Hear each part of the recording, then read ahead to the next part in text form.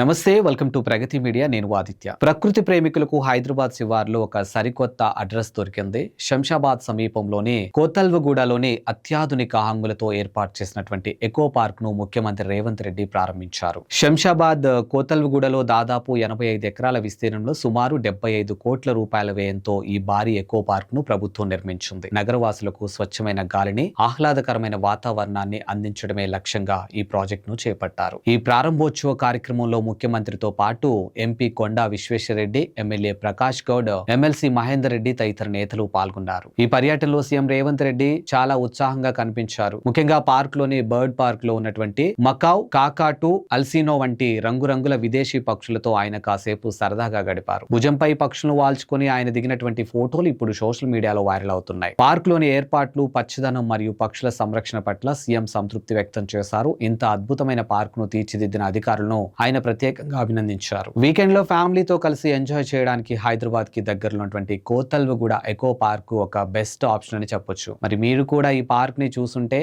ఎలా ఉందనేది కామెంట్ రూపంలో మాకు తెలియజేయండి. మోర్ అప్డేట్స్ కోసం చూస్తూనే ఉండండి ప్రగతి మీడియా.